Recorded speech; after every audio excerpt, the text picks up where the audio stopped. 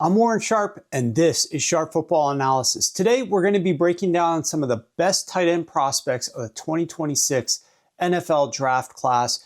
These guys are going to be going off the board in just under 1 month, so let's get to know them a little bit better, their strengths and their weaknesses. And as a reminder, make sure that you're subscribed over at sharp.football to our mailing list, because we've got plenty of more analysis just like this in a lot greater depth on all of the positions of this upcoming NFL draft as part of our draft kit, which you can get access to if you subscribe over at sharp.football to the newsletter. With that said, let's dive right into the first prospect.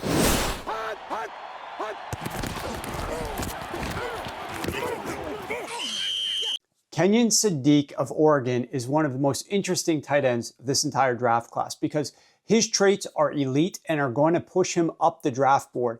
But his production tells a lot more of a complicated story, so let's get into it. On paper, Sadiq checks a lot of boxes. He is the youngest tight end of this class, a former 4-star recruit, and is coming off of a season with 51 catches, 560 yards, and 8 touchdowns in his first full year as a starter. Then he went to the combine and ran a 4.39 40 at 241 pounds with a 43.5-inch vertical, which is elite, clocking in at the 99th percentile weight-adjusted measurement among all tight ends. So his athletic profile is undeniable. But when you compare his production to recent first-round tight ends, that's where things get a little bit more complicated. He was targeted on just 19% of his routes and averaged just 1.6 yards per route run, both of which rank near the bottom compared to recent early round draft picks. Typically, the tight ends who go in round 1 are dominant focal points in their offense,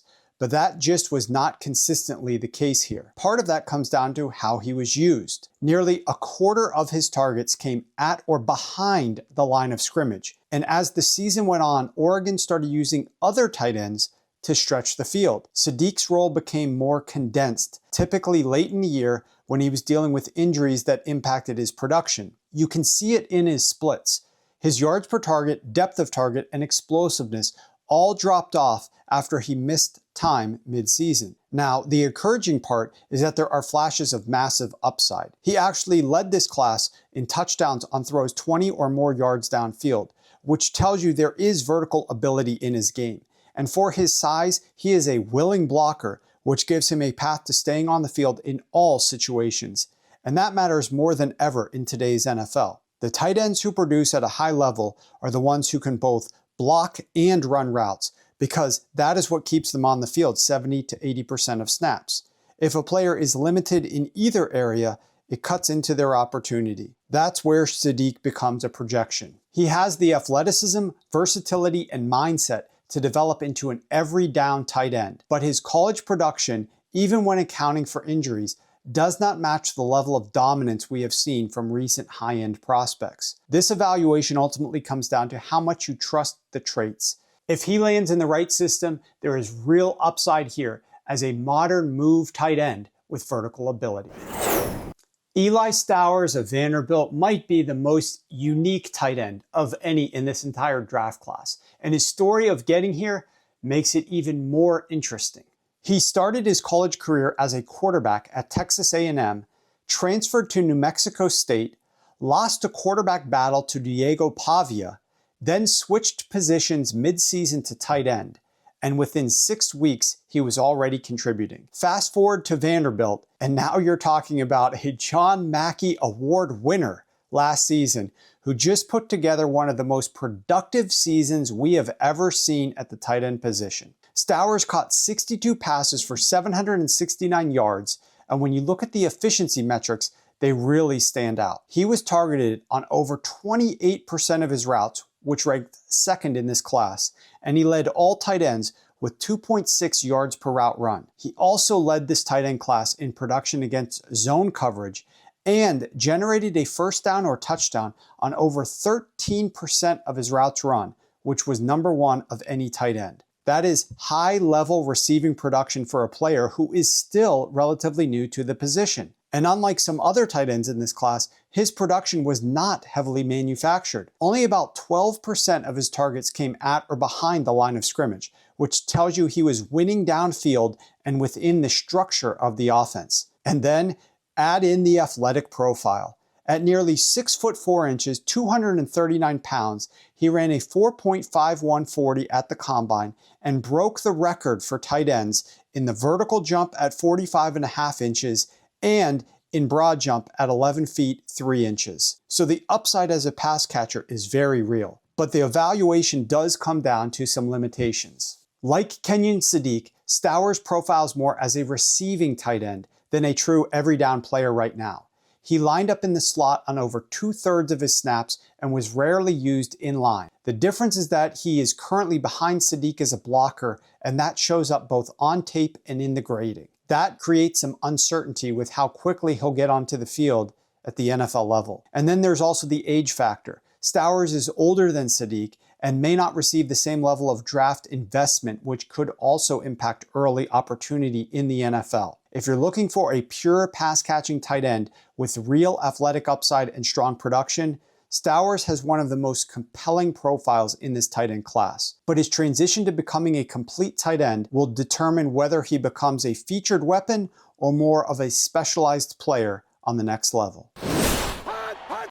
Tight end Michael Trigg of Baylor has some of the most unbelievable highlight catches of any tight end in this class, but he also has massive limitations on a snap-to-snap basis when you turn on the tape. This is a 5-year player who bounced from USC to Ole Miss to Baylor and is coming off of the most productive season of his career with 50 catches for 694 yards and 6 touchdowns.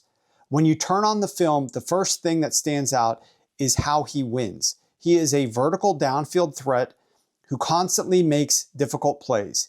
He led this entire class in average depth of target at over 11 yards, and 20% of his targets were contested. He also finished second in this class in deep receiving yards and was the only tight end with double-digit targets 20-plus yards downfield. His 2.1 yards per route run against man coverage led all tight ends in this class. He was not getting scheme touches near the line of scrimmage either. In fact, less than 6% of his total targets came at or behind the line of scrimmage. Instead, he was living on low percentage throws and still found ways to produce. When the ball was in the air, he made plays that very few tight ends in this class can. You can argue he has the best catalog of difficult catches at the position. He converted over 40% of his red zone targets into touchdowns, the highest rate in this class. He drew the most defensive pass interference calls in this class and consistently showed strong hands and body control in contested situations. At the same time, inconsistency showed up quickly on tape. He had 7 drops this past season and one of the highest drop rates in this entire class. His production tends to swing depending on the difficulty of his targets, and there are stretches where he struggles to create easy offense. There are also limitations to his overall profile. He is a lean, receiving first tight end at 6'4" and 240 pounds, but unlike some of the other names in this class, does not bring much as a blocker. He lined up in line on just over a quarter of his snaps and graded near the bottom of this group in run blocking. That is going to impact how often he is on the field early in his career. If you're looking for a vertical weapon and red zone mismatch who can create explosive plays, there is upside with Trigg. His ability to win downfield and make difficult catches is as good as anyone in this class. But if he does not develop more consistency and expand his game beyond that role, then he risks being a situational player rather than a true every down tight end at the next level.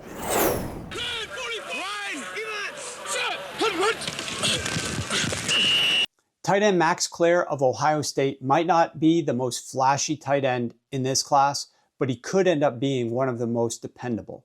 After a strong 2024 season at Purdue, where he caught 51 passes for 684 yards, Klare transferred to Ohio State and took on a different role in a much more crowded offense. The raw numbers dipped, but his underlying profile stayed relatively steady. What stands out immediately with Klare is how complete his usage is. He lined up everywhere. Over 40% of his snaps came in line, with another 40% from the slot, and he even spent some time split out wide. That kind of versatility is exactly what NFL teams look for, because it allows you to stay on the field in any situation. And at 6'4" and 246 pounds, Klare embraces the full role. He graded as the #2 best run blocker in this class, which gives him a clear path to early playing time. When a tight end can contribute in the run game, it keeps him involved in more snaps, and that directly transfers to more opportunities as a receiver. As a pass catcher, he is solid across the board. Klare averaged 3.5 receptions per game for his career, which ranks near the top of this class, and has been effective against man coverage. His 1.7 yards per route run versus man coverage ranked 5th best of the class. Klare does not have the same explosive traits or high-end receiving upside as some of the other tight ends in this class, but he also comes with far less volatility. His projection is much cleaner because he already shows the ability to handle a full workload. The question is how much ceiling there actually is. At Ohio State, when surrounded by elite wide receivers, he was not a primary target earner.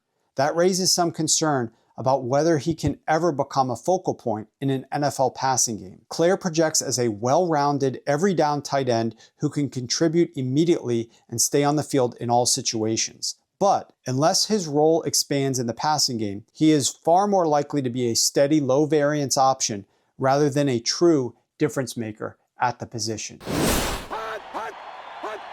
We've got plenty more analysis on multiple other positions in the 2026 NFL Draft class, breaking down a lot of the prospects in very high detail. Make sure that you subscribe.